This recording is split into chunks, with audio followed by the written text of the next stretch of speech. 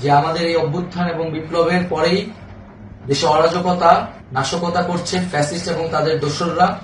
আমরা দেখতে পাচ্ছি যে বিভিন্ন জায়গায় এখন গোলাগুলি চলছে, মন্দিরে হামলা হচ্ছে এবং নাশকতা ও লুটপাট করছে।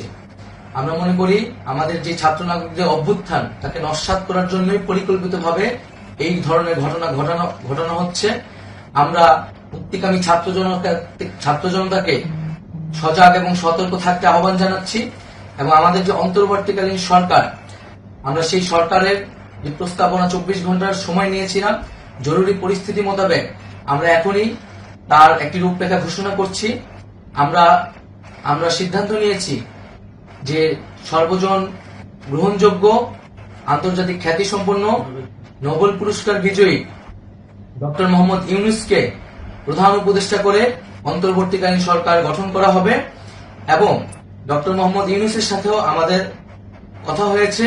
তিনি ছাত্র জনতার আহ্বানে বাংলাদেশকে রক্ষা করতে এই গুরু দায়িত্ব নিতে সম্মত হয়েছে।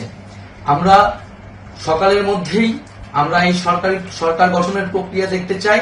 রাষ্ট্রপতির কাছে আহ্বান থাকবে যে দ্রুত সময়ের মধ্যে ডক্টর মোহাম্মদ ইউনূসকে প্রধান উপদেষ্টা করে অন্তর্বর্তীকালীন সরকার গঠন করা হোক এবং এই অন্তর্বর্তীকালীন সরকারের বাকি সদস্যদের নামও আমরা সকালের মধ্যে ঘোষণা করব।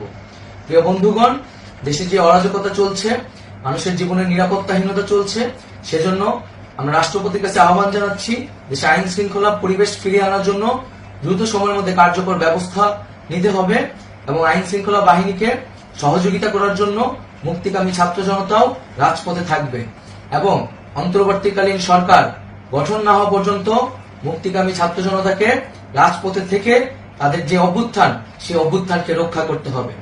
প্রিয় বন্ধুগণ, আমরা রক্ত দিয়েছি, শহীদ হয়েছি।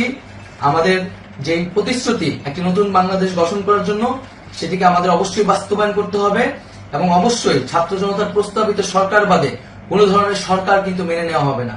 আমরা বলেছি কোনো ধরনের সেনাশাসিত সরকার অথবা সেনা সমর্থিত সরকার অথবা এই ফ্যাসিস্টদের দোসরদের কোনো বি টিম সরকার কিন্তু আমরা মেনে নেব না। কোনো গণবিরোধী সরকারকে মেনে নেওয়া হবে না।